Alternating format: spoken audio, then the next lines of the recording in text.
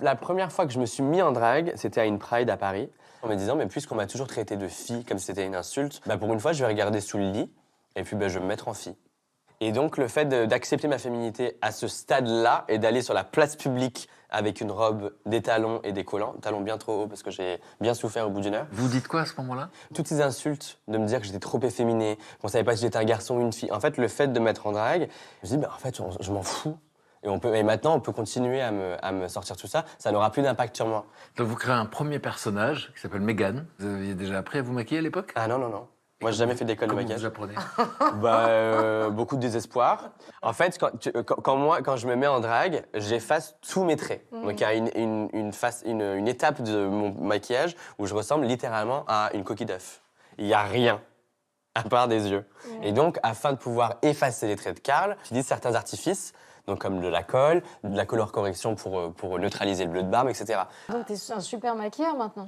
Ah, maintenant, oui. Mais Alors, attendez, au début, c'était pas le cas. C'est intéressant là aussi comment il y a des enchaînements de choses. Vous dites, bon, finalement, j'ai envie de devenir maquilleur. Ouais. C'est ça l'idée. Mon meilleur ami, qui est maquilleur, me dit, mais en fait, t'aimes le maquillage, t'es hyper doué, moi j'apprends beaucoup de toi. Pourquoi tu viens pas bosser avec moi dans cette super marque de make-up qui vend du maquillage et qui a beaucoup de maquilleurs qui vont faire des défilés de mode, qui sont envoyés sur des plateaux de tournage, etc.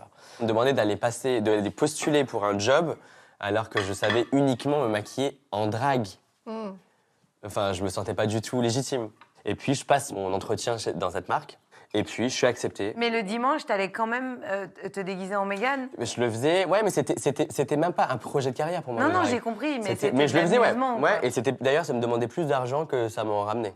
faut le dire. Et t'avais des modèles de femmes ou d'actrices qui te fascinaient? Ouais, c'était les méchantes de dessins animés. Cruella, la méchante reine dans Blanche-Neige ou dans La Belle au bois dormant, j'ai trouvé toujours mieux lookée et forte. Ouais. Et du coup, voilà, les femmes de pouvoir comme ça. Et puis après, il y a eu des grandes actrices comme Sharon Stone dans Basic Instinct. Mais dans cet instant précis, vous n'imaginez pas que ça peut être une carrière? Pas du tout. Puis un jour, vous voyez une émission de télévision, alors vous la voyez sur Internet, j'imagine. Ouais. Quand vous dites- RuPaul's Drag Race. Voilà, donc c'est concours de drag queen. C'est qui sera la meilleure drag queen des États-Unis, qui est présentée par RuPaul, qui est la plus grande drag queen au monde. Quand je regarde cette émission, déjà, je me dis, on a des années-lumière des États-Unis. Non seulement nous, on est sous-payés et il y a très peu de soirées, eux, ils ont carrément une émission avec plusieurs saisons. Et surtout, je vois ces artistes, je vois à quel point le drag est tellement plus que ce qu'on est en train de découvrir en France.